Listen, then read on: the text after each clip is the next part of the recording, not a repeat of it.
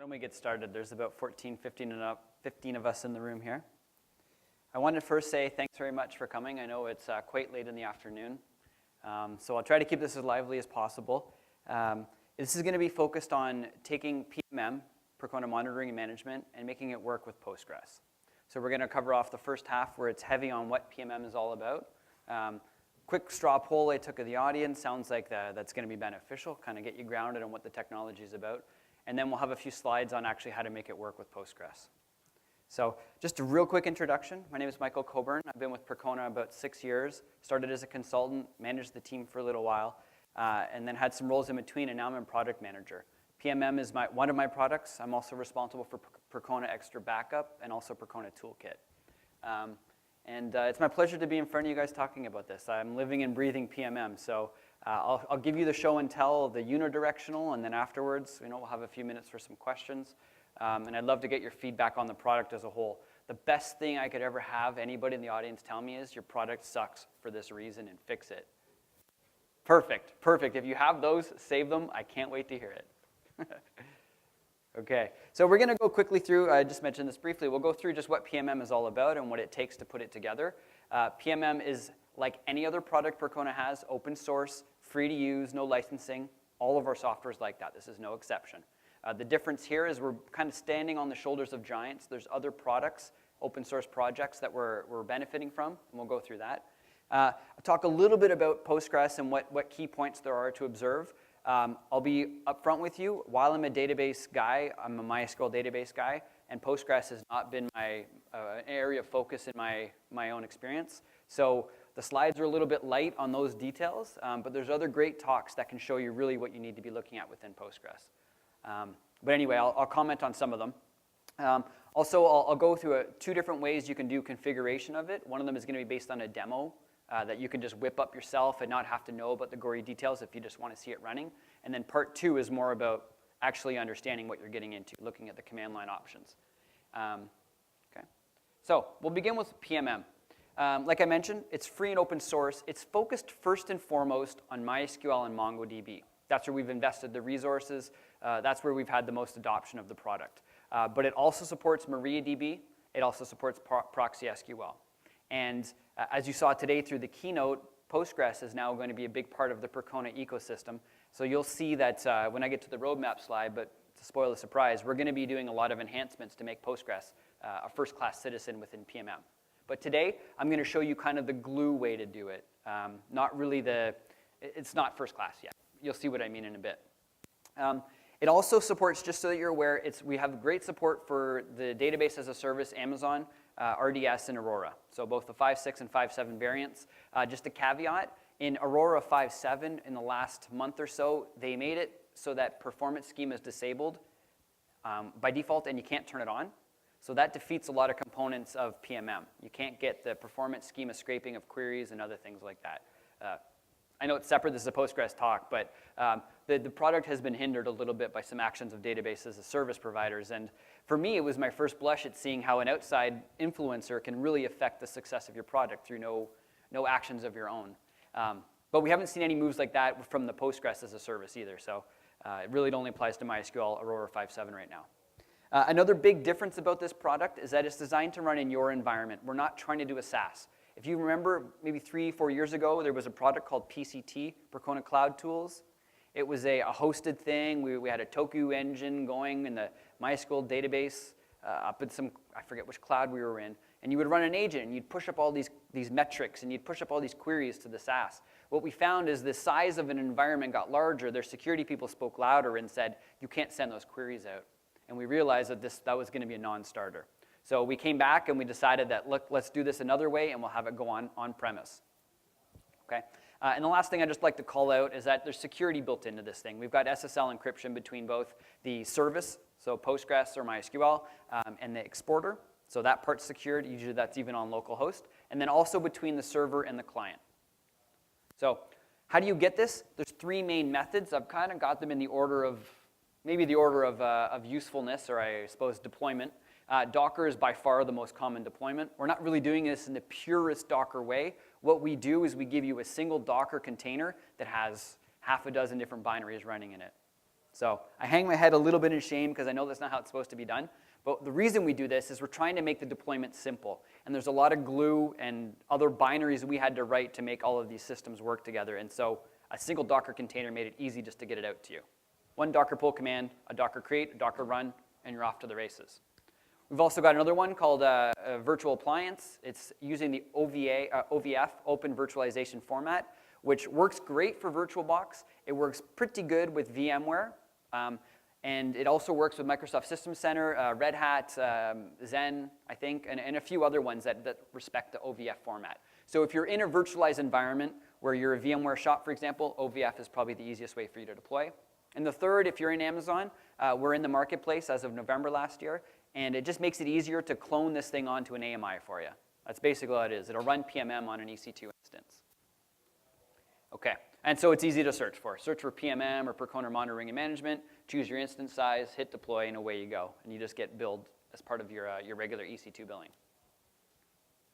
Okay, so what's involved here? It's a client-server architecture. It means that there's going to be a bunch of binaries running in daemon on a single server. And there's a number of different ones I'll enumerate in a sec. And then on the client side, you have to have resources that are actually talking to the daemon or the service you want to learn about or observe metrics on. So in the case of Postgres, you need to run an exporter which logs into Postgres with a valid credential and gathers metrics and then exposes them to be scraped by Prometheus.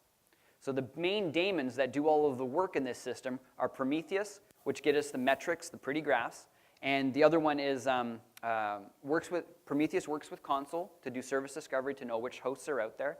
And the other main one is Grafana. Grafana sits on top of Prometheus and gives us a very pretty interface to metrics. So it takes all of the raw numbers and shows them in an organized fashion. And really, in my opinion, the value that Percona is adding to all of these tools, these are popular projects all on their own. Grafana is here at the conference. Prometheus was here last year. These are the shoulders of the giants we're standing on. But where I think Percona is adding a lot of value is in the dashboard design. So we're starting to say, given these 5,000 metric series you get out of Postgres or MySQL, here's a good way to look at it. All of these metrics belong on the same graph, and they describe this kind of activity to you. That's where I think Percona has made a difference. Speaking like historically based on the MySQL work that we've done in MongoDB. We still have a little bit of work to do to prove to the market that we can do the Postgres observability the same way. Okay, so I mentioned this quickly that there's three main components of metrics monitor. Query analytics is another angle. What that is, that's a fully homegrown or home-written piece of code that Percona developed, again, is open source. And what it does is, if you're familiar with the MySQL side of Percona Toolkit, we've got PT Query Digest, and its job is to look at a slow log and analyze it and aggregate it and say, where are my slow queries? So you can think of query analytics being a graphical interface on top of PT Query Digest. So it helps you find slow queries that consume resources within MySQL and soon to be Postgres. And we look at that from two different ways.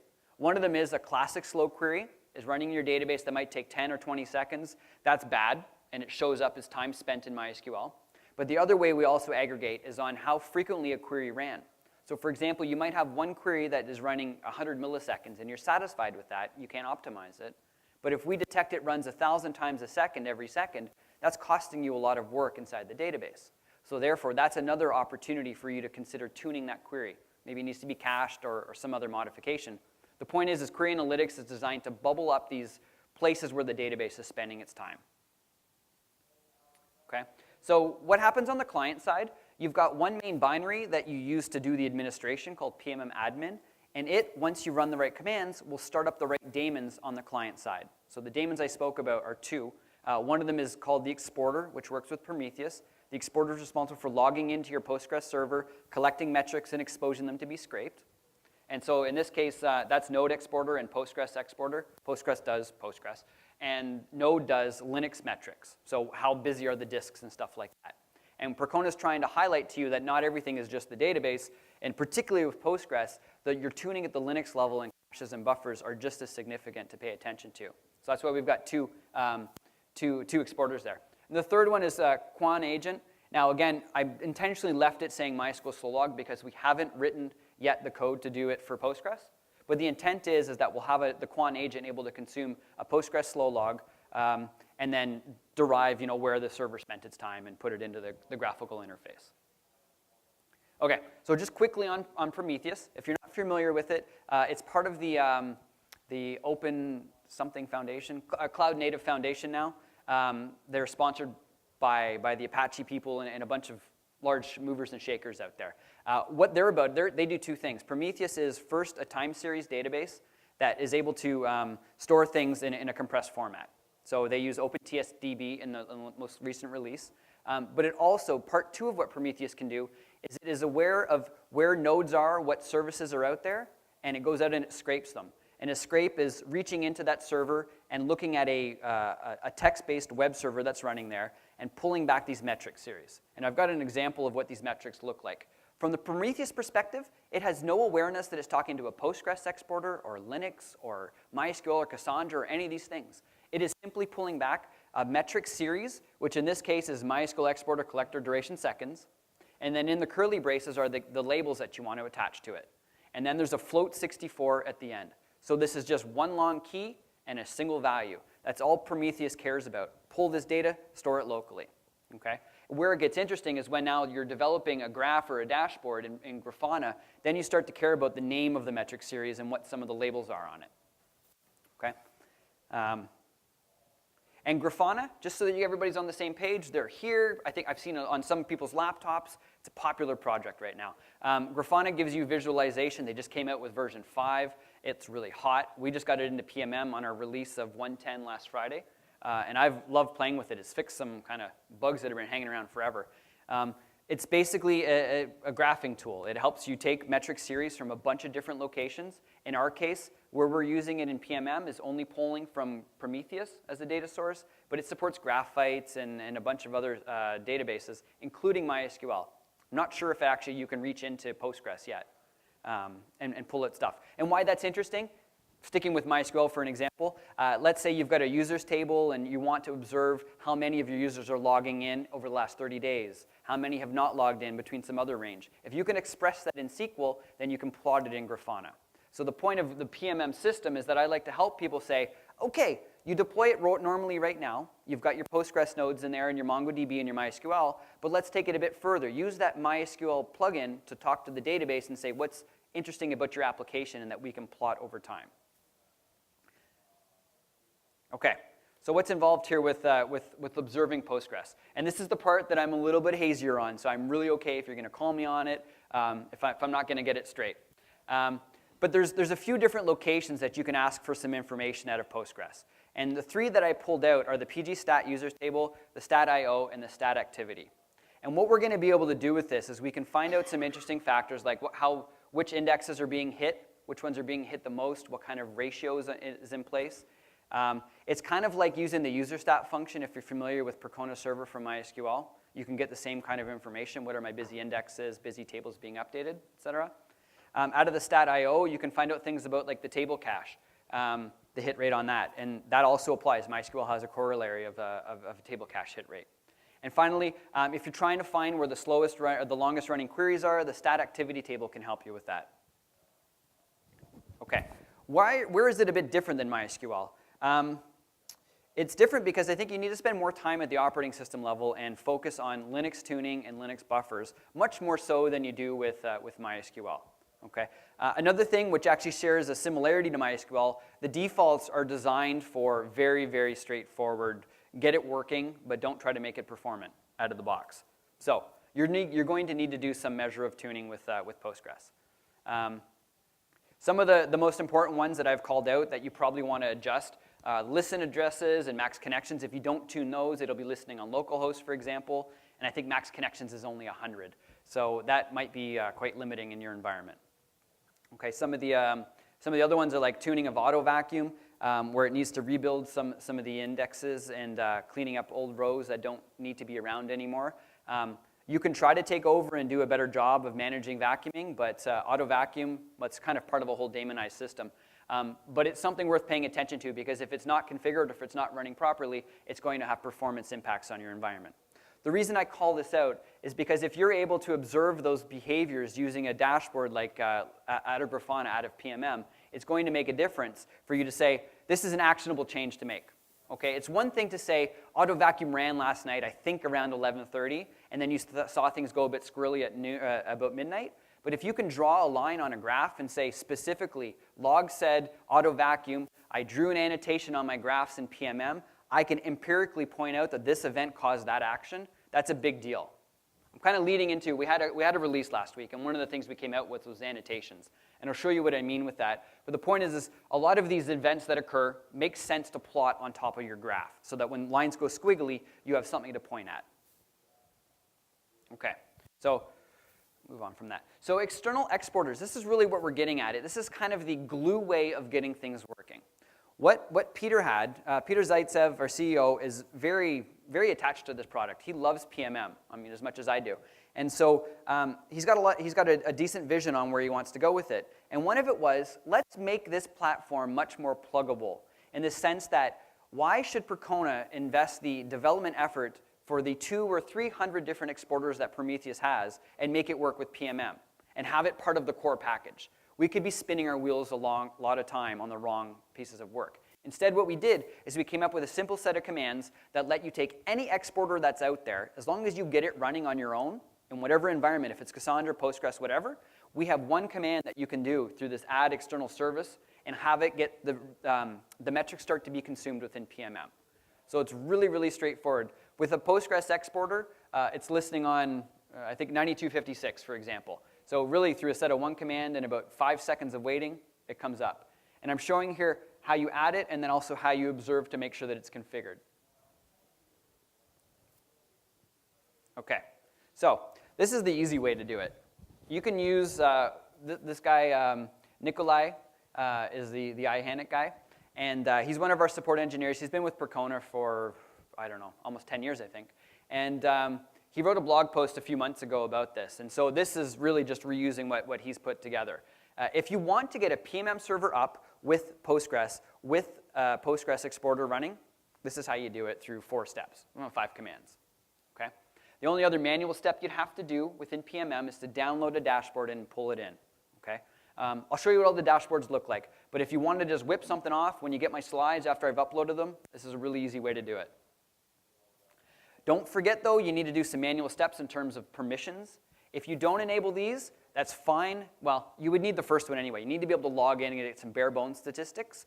The other ones enhance the value of the Postgres exporter. So what's happening is, effectively, these exporters, like I said, log into the service, log into Postgres, and they run queries within, select statements. And if you don't give it the permissions, then there will be null values coming back. And so what you'll end up with is nothing more than empty graphs. So your mileage may vary. You may not need those graphs to display, but that would explain why instead of having 10 graphs full, you've only got 1. Okay? And so the work of getting the Postgres exporter running is kind of left as an exercise outside of this because there are no less than about 6 different exporters. We really like the, what's the guy's name? W. Rusno. Oops, sorry.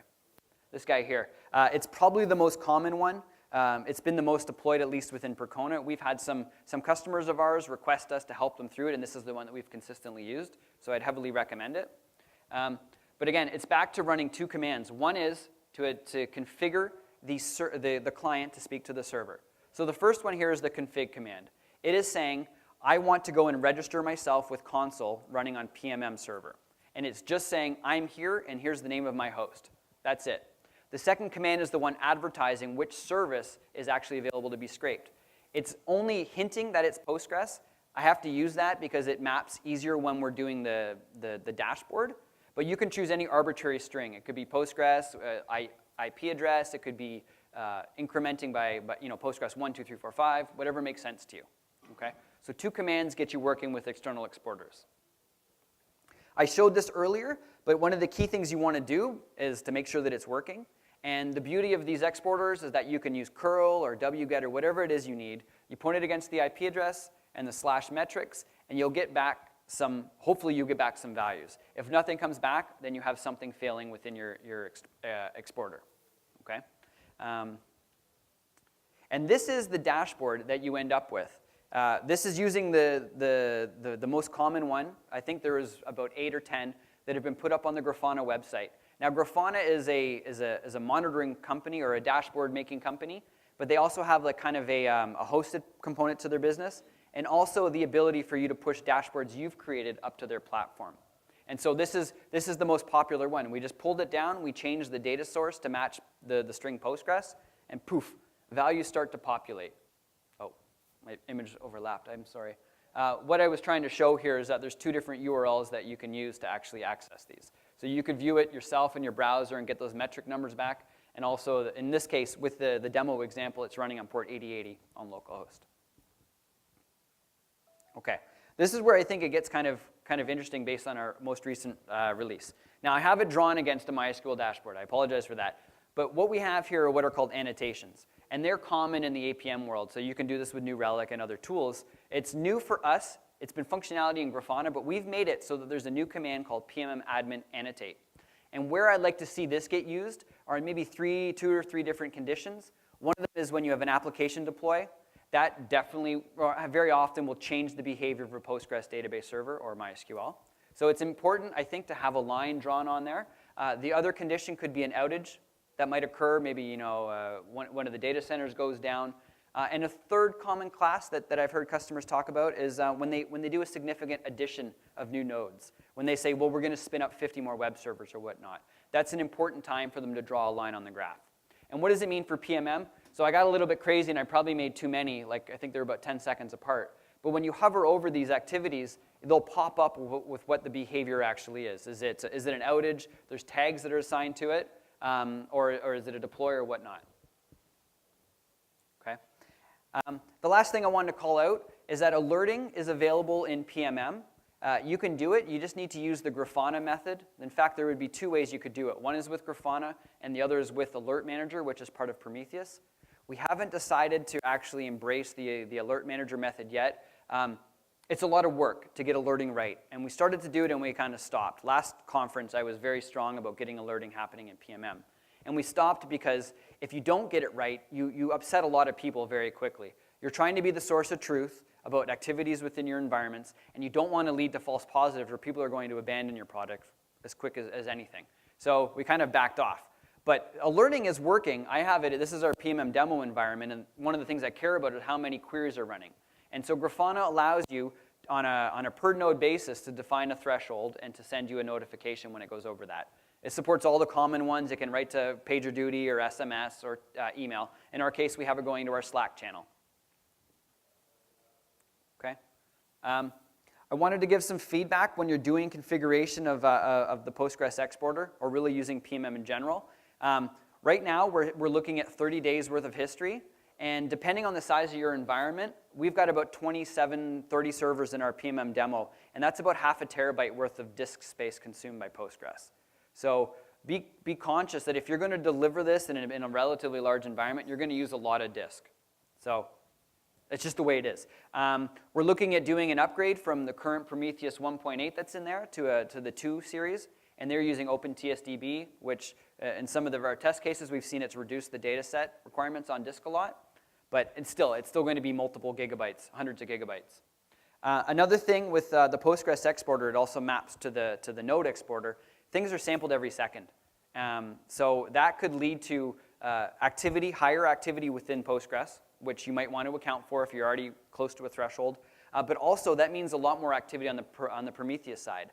You're basically doing 4,000 to 5,000 inserts per second on your Prometheus box for monitoring one Postgres server.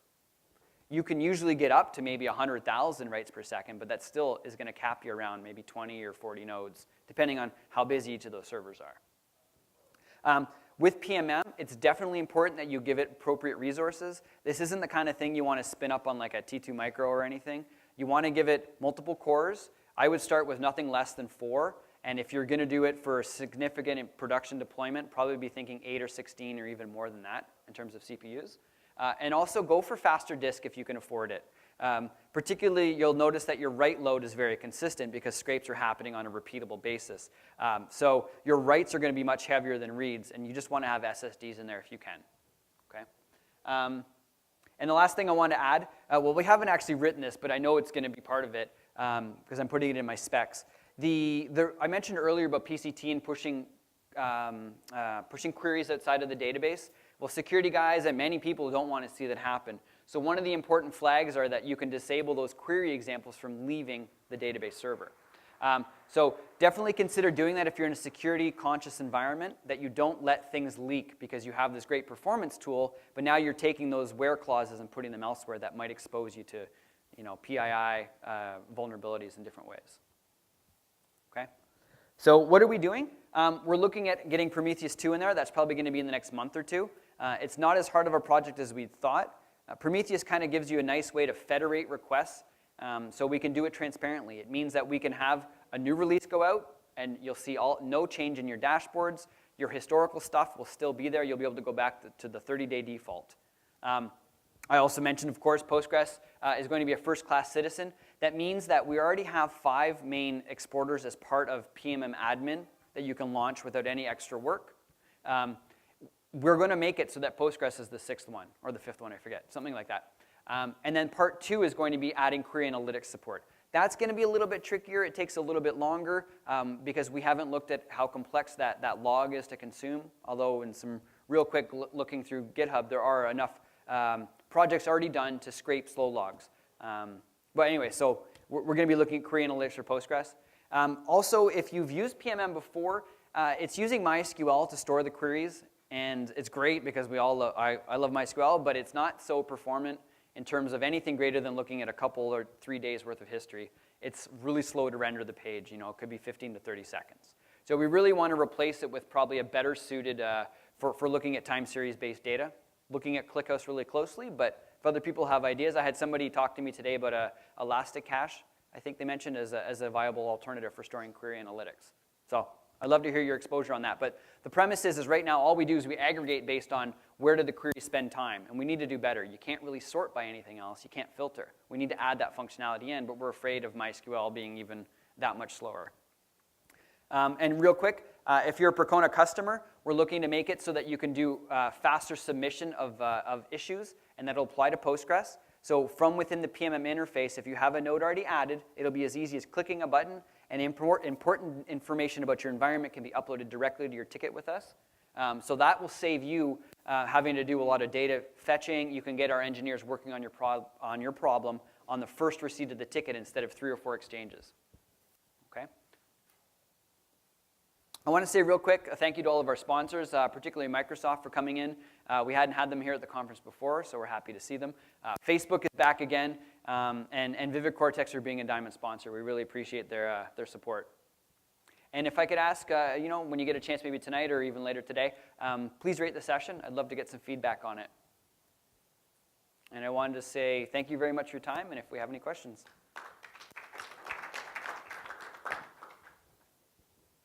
Go ahead. So I'm using Postgres on the 1.9 version. I find confusing that when I add one exporter in one instance, when I do PMM list in some others, somehow it gets displayed. Is that something expected? Well, it was kind of an interesting. The question is when he adds a node on one server, and then does a list command elsewhere in another box, it shows up. And so it's in fact by design. What we want to be able to do is, right now you need to have the client installed on every server, and if you want to add or remove services, you need to be on that server doing that operation. We would rather make it so pmm-admin can be run from anywhere in the environment and modify any other service. So I could be on server B and remove server A, or add services to server A remotely. So what we kind of did is we snuck in that functionality kind of ahead of the curve of our other supported exporters. Okay, and if I am understanding correctly, I have 2 nodes running Postgres that I want to add to the current setup. I'm running the exporter from GitHub on each of them, monitoring its own port. Okay. That's the way it needs to run, right? And when I try to add them, if I put the word Postgres, somehow I see them like they get replaced one or the another when I add the second one. Can you think of any reasons? Like I have server A already putting all the metrics, and when I add server B with the word Postgres on it, things get If you have access, I'd be happy to look into it with you. I think what's happening is the instance flag needs to be unique. The instance tag needs to be unique. Okay, we can speak about that. Yeah. I don't know if I know other people, but I have it. But that's good feedback because I want to solve those kinds of problems. And if I could alert and say, no, you already have Postgres added, you need to give another unique name. That's something we should be doing in the app. Yeah, I can show you. I don't know if Okay. Okay. Go ahead, sir.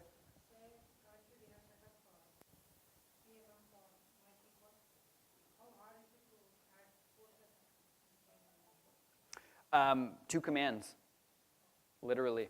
I mean, you need to install a client, which is, I guess, a third, yum install.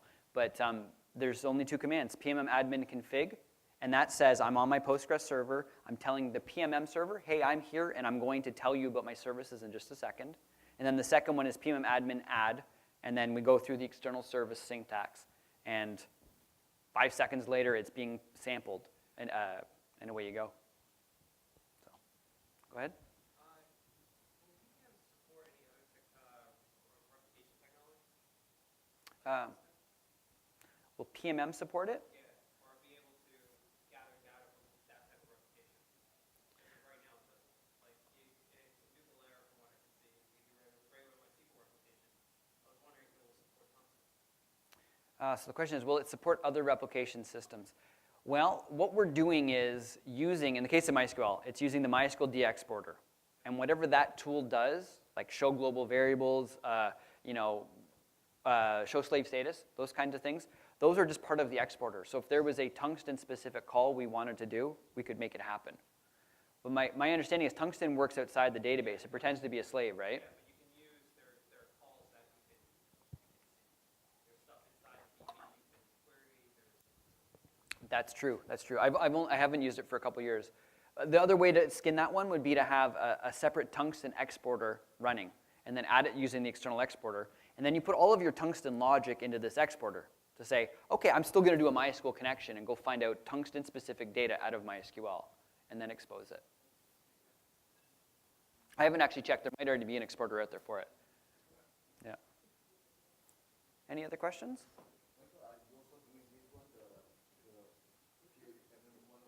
That's it. In about 10 minutes, or is it right now? Right now, 3 minutes. Oh.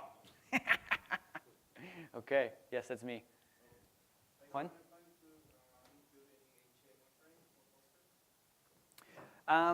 That's a little bit out there. I'm not even aware of those technologies myself. But if you get me excited about it as a product manager, I can make it happen for you. Okay, all right. Any other questions?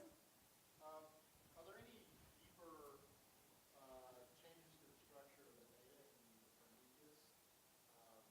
As far as what scheme you use for the Exporter, MySQL Exporter, PostgreSQL from the previous version? I have a pre-PMM version of this. Okay, okay. And I'm just wondering, I moved up to this, or I added or started to incorporate your plugins into it as they are now. Are there going to be data scripts? If you're upgrading PMM from an early version all the way through to the current, and even into the future when we have Prometheus 2x going, it'll be transparent. So the data format, yes, does change. And the kind of janky way I shouldn't say janky. It's actually, I think, the way it's supposed to be done. We'll run two Prometheus binaries. One's going to be the 1.1.8, and then the other one's going to be the 2.0, or 2x. So all the writes are going to come into the new binary, to a new directory, and it has this concept of remote read. It's kind of like federated tables in MySQL or transparent proxying. So reads will come into the 2. It'll go, oh, I don't have the data, but I know about 1.8 over there. It'll transparently read those, serve them back up. And Grafana knows no different. It'll just display the whole metric series. So as long as the labels don't change, that would be catastrophic. That would start to disassociate data from each other. And we haven't done that. We're looking at a big label change, but that's we know it's going to break things, so we're kind of trying to figure out how to do it in the least breaking way.